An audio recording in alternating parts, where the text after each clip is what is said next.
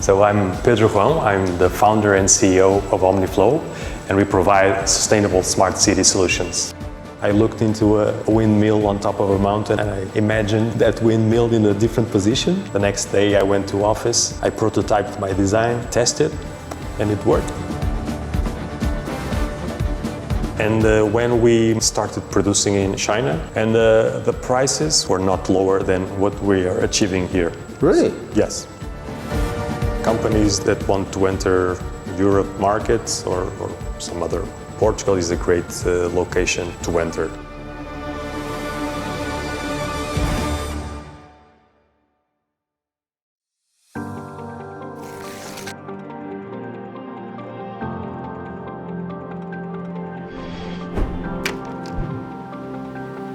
今天我们是在波尔图，那现在我们所在的公司呢叫 Omniflow， 那站在我的右边呢就是 Omniflow 的这个创始人，我们今天也非常荣幸能够和他一起聊聊他的公司、他的产品和他未来的发展。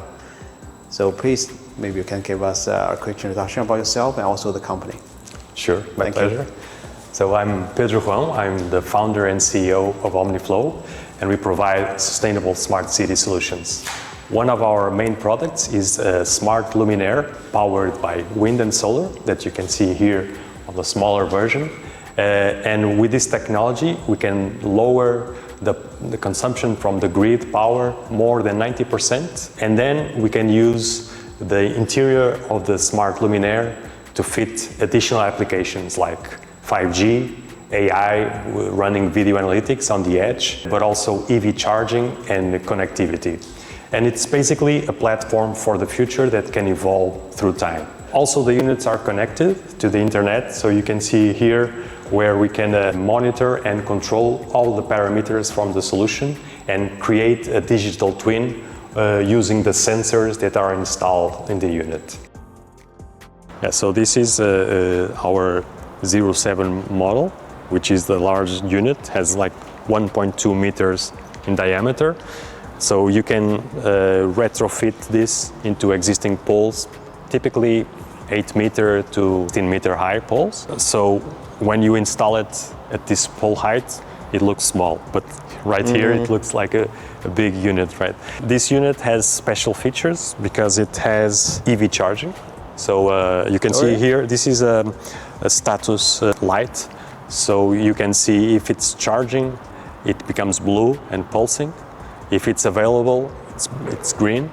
So from far away, you can see, oh, this charging point is available, yeah. or it's charging, right?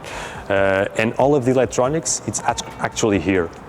So this means that we can build smart luminaire and with the EV charging in just 15 minutes. So imagine you have an existing pole, take the old light, put this one, and in 15 minutes you have sustainable light with EV charging, connectivity, 5G, whatever. I can show you. You have a working unit there. That black one. But this is solar. This is solar. This is solar, yeah. Right. So this is the solar PV part. So these are super high efficiency solar cells. So it can supply the lights. Yes. The airflow comes from below. Yeah. Attaches to this surface, which is like an inverted wing. It's almost like the same as flying an airplane, but it's reversed, and the airflow goes with this vertical path. So it turns the turbine. Yeah. It also generates data because we know exactly the wind speed at the location. So in every point we know temperature, wind speed, solar radiation. Yeah. So there's a lot of information that we are collecting even with a basic unit, right? And then we can install additional sensors on the unit if we want to know more information. And also, one of the big advantages of the wind, it creates a vortex here and automatically cleans the PV panels. So you don't have to clean the PV panels because it's done automatically with using the wind part. And inside we have the batteries, so we charge batteries and then we use the energy when it's needed, right? So if the lights turn on, the energy from the batteries go into the lights, and that's why we can reduce more than 90% the power consumption from the lights and the other sensors. Okay. Yeah, we can visit that unit. So basically now it's two module, one the big one and small one. Yes.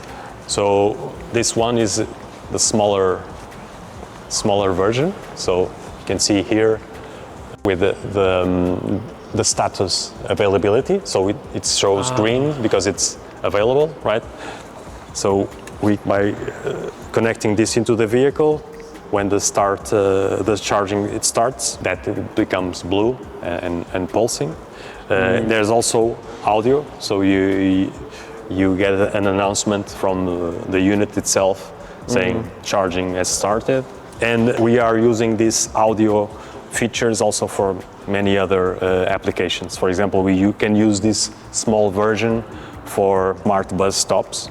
So this is particularly useful because you can use the AI part to identify how many people are waiting for the bus, for example. You can do announcements. So the next bus is arriving in 5 minutes, for example. So it's quite useful not only for just street lighting, but also for additional applications, additional markets like bus stops, drone charging.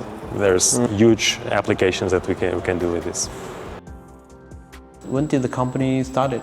In 2011, yeah. So maybe you can share us a bit more. Back to 2011, what made you to decide to say, okay, let's do this company? Yeah, so I never thought in creating a company in the beginning. I was working on product development into other company, and one day I've seen on a magazine an announcement for an innovation award promoted by Richard Branson, you probably know, and the local utility company, which is called EDP. It was an award for clean tech, and that got my attention. And that weekend I went home, I was riding my bike, I looked into a windmill on top of a mountain, and I imagined that windmill in a different position, right? Yeah. And instead of facing the wind like this, using a diffuser around the turbine to create like a lower visual impact. That was my first idea. So because I worked in product development, the next day I went to office, I prototyped my design, tested, and it worked. Is it energy or like a background in university? Background is material engineering, so not even electrical engineering. So during the first days of the startup, I had to study aerodynamics, electronics. So entrepreneur journey is really having the ambition to continue learning new stuff and evolving and learning how to build a company, managing it, managing the staff. So it's huge. So now the product has been deployed into 40 countries? More than 40 countries. More than 40 countries, but at the day one, have you ever thought of like your product could be that international? In the beginning, the product was not made to be very international because the initial product, the wind and solar turbine only, was a bit hard to install, right? So you need to pass wires, integrate the infrastructure, build the parts, and that gave us an idea of how to do the second product, which is this one. So we wanted to be as simple as possible. So you just had to attach to a pole and insert a fuse, and that's it. So anyone could install it. And by doing this, it's so simple to install it. 15 minutes it's installed. You don't need like a team to install it. The final customer or the partner of a final customer can install it. So we could grow into all of these different countries without a big team or some boots on the ground to actually install it. So that was a big differentiator. So you think the China market could be a huge potential for you? Yes. So you're thinking of going back, like officially going back then to do business? Yeah, I hope so. I enjoyed very much my stay in China. I think there's also huge potential partnerships approach with Chinese existing companies. For example, we already did trials and we have a working POC to have the solution working as a landing and charging point for drones. So that Chinese are the leaders on this part of technology. We look forward to maybe in the future establish a partnership. What's the kind of advantage you think Portuguese startup or Portuguese founders they have in the market? Well, I think first, we are in a beautiful country. Yeah, no doubt. Good weather, small country, so you cover all the country, right? You are almost in the middle of the world, so you can work with all corners of the world without any big issue. So I usually start working my day with Asia, and last hours of the day working, for example, with the west coast of US. The only issue is Australia. it's really too far, but all of the rest is manageable. And I think it's much better to create a company right now here than it was 10 years ago, for sure. Yeah. Also, it's much easier maybe to find the funding. Yeah, find the funding.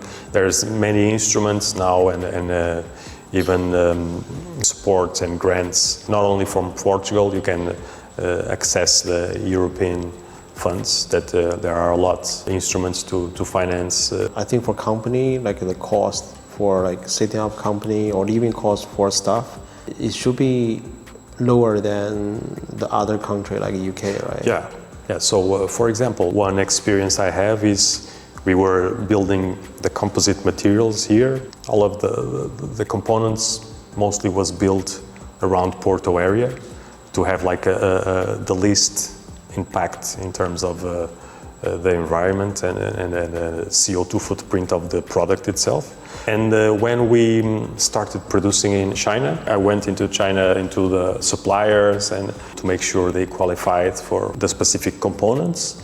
And the prices were not lower than what we are achieving here. Really? Yes. Oh. Yeah, the composite materials that we were using, the prices were almost the same. People tend to think the Chinese competitive advantage is price. Yeah, but that's why it's not. Yes. It's not, right? It's not, it's much more than that. And I now understand perfectly that.